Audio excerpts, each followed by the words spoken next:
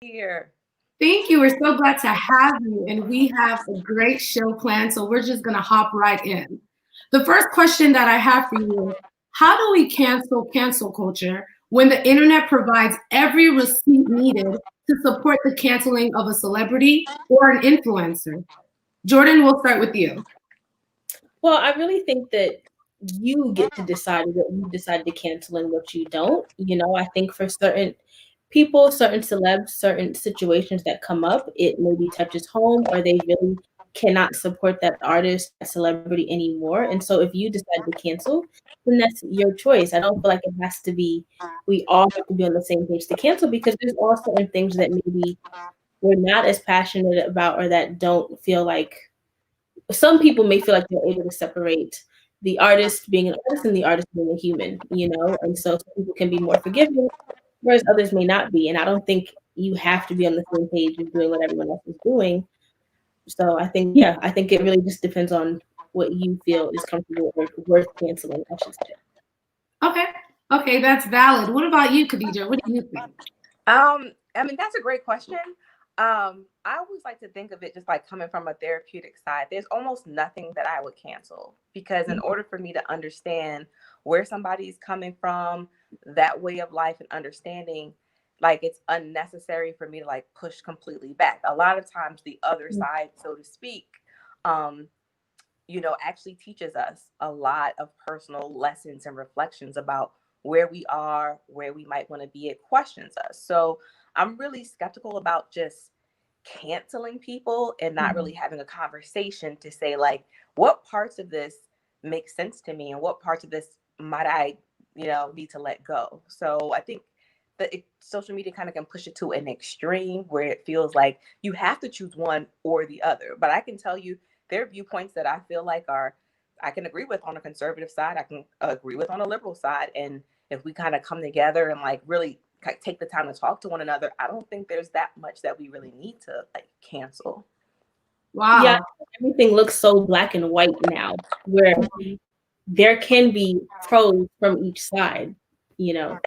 Yeah. Depends on the topic. I don't think every single topic, but majority, I think, like you said, I like that. Like you can learn side.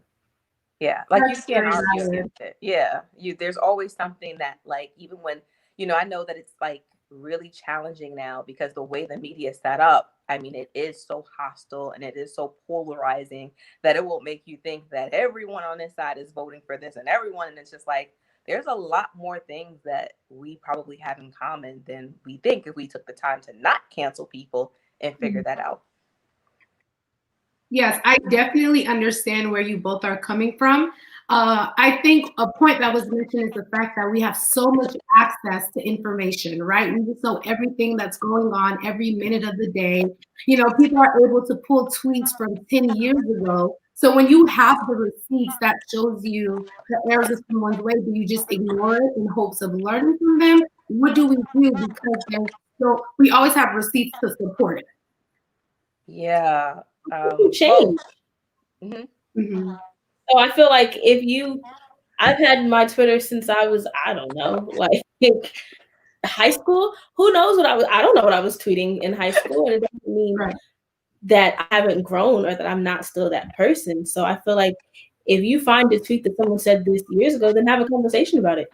You said this. Have your viewpoints changed? Is this something that you still agree with? Do you see that this was problematic? Like I don't think neither I would have our jobs if people didn't change. Like Yeah. you get therapy to help heal and to change through some things. So I believe that anyone can change as long as they want to, of course. Right. And I will add to what Jordan's saying is, see, I'm a little older than her because I had a MySpace and I was like, Oh, I had that too. Me I'm too. like, I didn't even know what do I put on Twitter. I don't even know, but I know what I put on MySpace. And I don't know if people would want to work with me, in a clinical area or anything like that. I think the big thing is like, this is what I question when we like say you have a tweet from 10 years ago that's sexist or homophobic is, how much have you grown in 10 years? Like, how much have you learned in 10 years?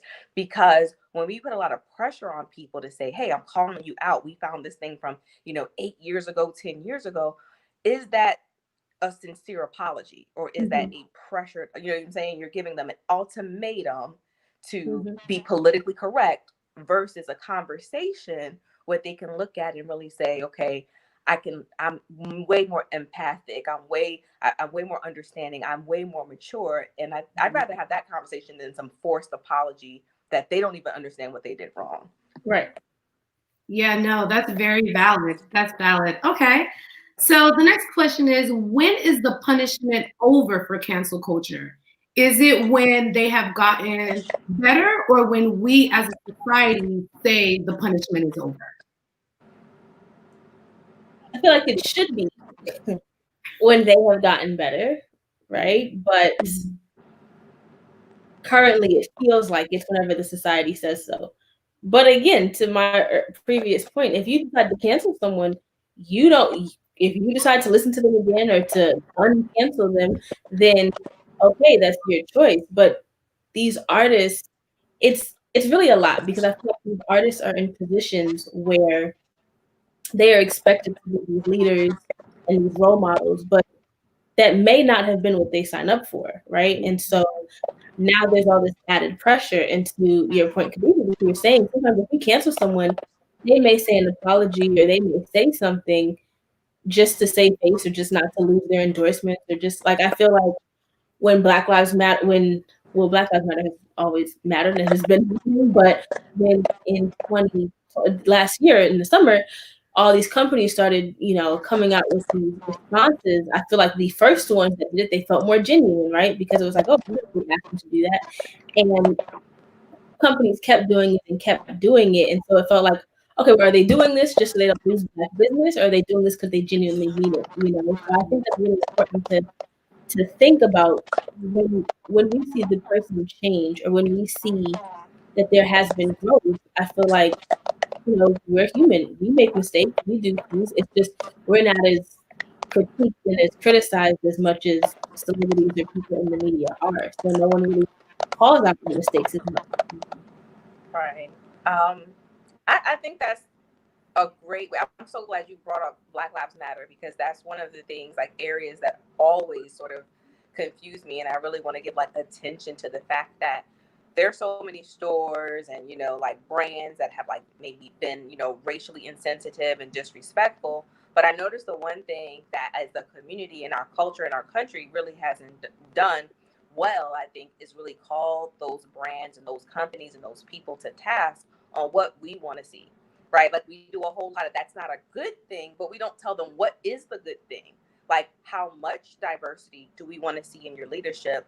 How many CEOs do we want to see? How many scholarships and internships are you giving people in those, tech fields and business fields? We just kind of say, well, that T-shirt was offensive, and it's a period, and that's it. They apologize, they pull the shirt or they pull the product, and there's no other conversation around diversity or justice from that point on. So I'm like, the cancel culture is not even something that really should be done. It's the like accountability culture is really where we need to be. How are you going to be accountable going forward to make sure that you're ensuring that there's, equality, that there's justice, that there's representation for everyone, and have some metrics and some measurable things that they can do over the next, 3, 5, 10 years, and have those meetings every year and say, okay, you've done that. That's great. You fell down on that. We're going to need to see more of that. But our news cycles work so fast, we don't even have time to hold people accountable. Right. And that becomes even a huger problem. We forget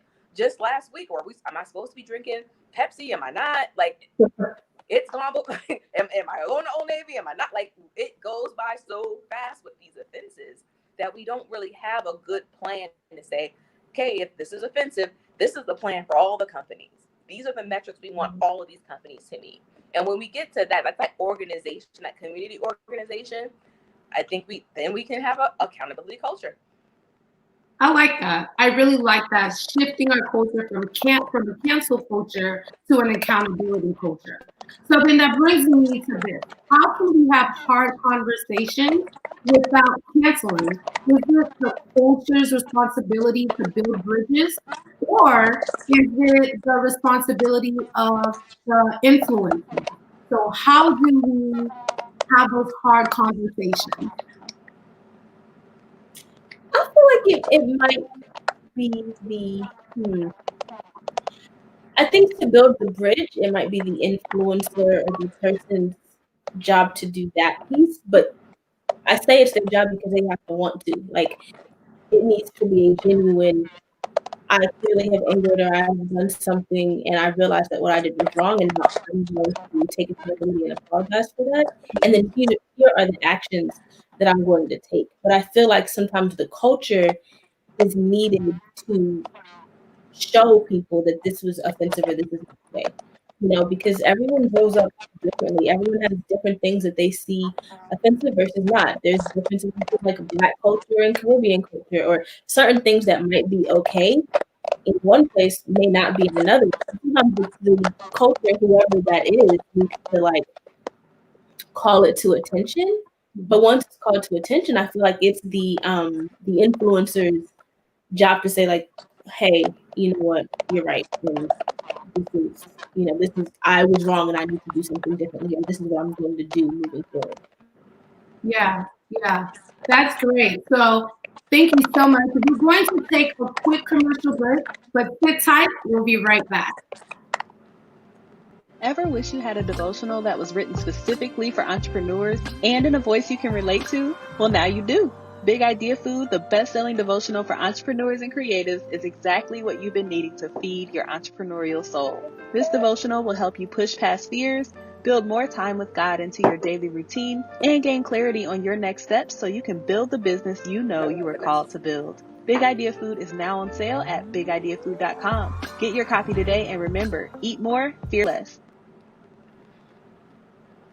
All righty, ladies. So now I want to talk about, I kind of want to think here. And the question that I have is, should we cancel calling the police during a mental health crisis? And if police officers are not the answer, do we have other options? That's a great question. Should we cancel calling the police? I don't. It really honestly depends on how crises are managed in your particular locality. There's some police that are trained and have crisis intervention skills that can come out to a scene to, just to ensure that there's safety there. So the thing is, and there's some, counties that have, mental health workers that come out. I working in mental health, from my perspective, is we weren't allowed to go out to a scene that may not be safe because, just because someone's having a mental health crisis doesn't mean that they also don't have weapons or firearms or chemicals or other things that could be dangerous to both of us. So in that sense, I'm going to have to say, whatever that protocol is, I think that because there have been some unfortunate losses of life. It's great to see this attention to police retraining around mental health crisis and needs, and I think that's a training that needs to continue to happen. From a mental health perspective, I really think most people don't know what to do. Like, if you're not a trained mental health person and you don't call, people have really gotten hurt not calling. So I want to make that clear, that just because we see something in the news that have a police officer attached to it in a tragedy, there are lots of tragedies that police officers weren't called to that were still tragedies too. We just don't have the same, like I said, that media reflection. Again, just because it's not in the news doesn't mean it's not, an issue. So I still say, people need to be trained. They need to have some training. There needs to be some assessment of safety for everyone. Yeah, I really agree with what you said, and I feel like I don't want to say cancel calling the police completely, because there are situations where even a mental health provider may not be comfortable if there are weapons, or sometimes mental health comes with other things, whether that be drug use or them being high or them being on something while dealing with their mental health. And so I think there needs to be more training for police officers, especially if they are in cities and counties where that's what a lot of their 911 calls are. And there needs to be training to fit the needs of the community that they are serving. And until that happens, maybe there can be some alternatives. Like, there's a domestic violence hotline, or there's a sexual abuse hotline, or there's hotlines that can be called still. But in that moment, I think we need to do, or not we, but there needs to be a better job of police getting better training to assess the situation, figure out how to handle it calmly, because there are so many other situations where people are terrified to call the police because of what's been seen on the news, and it's completely understandable, right? I mean, that's not saying every police officer is bad and that you can trust any of them, but that's also not saying that if we're seeing constantly what keeps happening, it would be understandable why there isn't trust. So I feel like there needs to be more done so that the community feels safer to call them. Yeah. Yeah, that's valid. And it's also so scary that such a sensitive situation can be a life or death situation. So thank you so much for sharing your thoughts on that. Now, the world of social media often places mental health as the brunt of jokes, especially when people speak up about their personal experiences. Should we cancel putting limits on how often a celebrity or an influencer is able to discuss their individual needs when it comes to mental health? I don't see why there would need to be a limit on someone discussing their mental health. I think honestly, the more that celebrities and people that are well respected, or I think the more that happens is better for mental health in a sense because it's destigmatizing it. So often we don't want to talk about it. We think that if we go to therapy, that means that we're crazy, or we think that if we are suffering with something, then that is this automatic bad thing. So the more that mental health becomes an honest conversation and not just a run of jokes, I think the more that helps to destigmatize it and get people the help that they really need. Yeah, and I also would add to that this whole idea, just kind of when we talked about police officers and celebrities, talking about mental health or being part of mental health. I think it really needs to be, and I'm like a huge proponent, like with this healing community that I'm working on launching very next month, is prevention. Like, I don't think people pay enough attention to the prevention. Like, why are these crises arising? Why are so many people suffering with the chronic anxiety and depression and all the things that come with trauma or families or things like that? I think we have to start looking at our mental health the same way we look at our physical health as in Right. prevention. I mean, there's a reason why they want you to have a physical and they want to get your teeth cleaned and x-rayed every 6 months, because we know statistics show if you prevent something, it's more than likely not going to happen. You're reducing your risk. So if we have more conversations about how we can take care and maintain our mental health versus wait till there's a crisis and let's have this in place. And that's great too. But I'm going to be honest and say we have, I think, I just talked about the other day, prevention is like 1/8 of treatment. I mean, education is 1/8 of prison, right? So when we talk about cost and time and all those things, we can't talk about mental health without saying, yeah, but like, why are all these people suffering? Like, why is this like a collective trauma, what we've been going through the last 2020, this last year, and politically and racially? What is going on with the mental health of this country and the people in it? So I'm just I just want to bring back the point that these crises arise from ongoing times where the prevention just was lacking over and over and over again. And if we can hit on that prevention, we can definitely reduce crisis. Yeah, that's good. That's good. Well, thank you so much. This conversation has been amazing. Up next, we will be taking some audience questions. So please type your questions right now, because when we come back, we'll jump right into it. Voices are raised to be heard. Are you listening?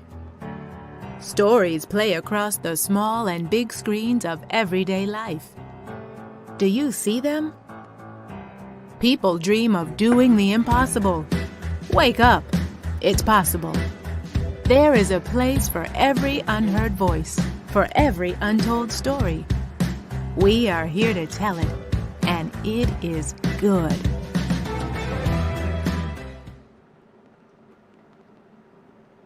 Welcome back to Anti-Cancel Culture. Our first audience question. I know that I saw a few in the chat. So the first one is when there's a hostage situation, there's an additional specific person in the role trained to talk to the person. Why can't we put that additional support in place in a mental health situation? That's a good question. That is a good question. And honestly, I feel like there needs to be more of that. I mean, I'm maybe thinking, because I'm by no means a police officer, I watch Criminal Minds, so I feel like I know some things about how the characters in Criminal Minds look at the crime, they are on the scene, but there's also a mental aspect to it, or any behavior analysis unit. You know, there should be more of that in day-to-day, not even day-to-day, well, yeah, day-to-day, or just community police, not just the federal level, but your local police departments. There should be this sense of, are there police officers that are also specifically trained in mental health things, or who are looking at the psychology of what people are doing? Because a lot of crime can either be done out of something mentally, like something is wrong, or out of desperation or need, and like that's not always looked at. They're just often criminalized and then put into the prison system, and nothing is necessarily solved, in my opinion. So I feel like there should be not even an additional specific person, but multiple people in police departments that focus solely on like the mental health aspect. Yeah, no, that's good. Yeah, So I would just say, go ahead. Go ahead, Khadijah. Oh, I was going to say, I just want to put into the context and framework that there are forensic psychologists that do work in police departments oftentimes and help with like hostage situation or like high risk situations, like even like bombs and things like that, or looking at certain crimes. So, I mean, to a certain degree, there are mental health people who train and work, hand in hand in crisis situations. Keep in mind, crisis situations like hostages and things like that are pretty rare. They're not like your usual every day, but I mean, like I said, that's looking at crisis versus, that prevention piece that most of these things that you're talking about, people being held are a lot of times like domestic related or domestic violence related or family violence, and they have an ongoing history. And I think kind of looking at like that being really a resource of what are we doing for like the families that are dealing with us like ongoing either mental health crisis or family violence or substance use, and where can we improve that, in terms of being upstream and in terms of prevention. Yeah, absolutely. Well, thank you so much for such a wonderful conversation. It has been my pleasure to be your guest host on this episode of Anti-Cancel Culture Viewers Edition. You can catch the replay of the show on Amazon Fire TV, Roku, Android TV, Google Chromecast, or your Apple TV device on the Good News Co. network. Be sure you download the KP Media TV app. Thanks for watching.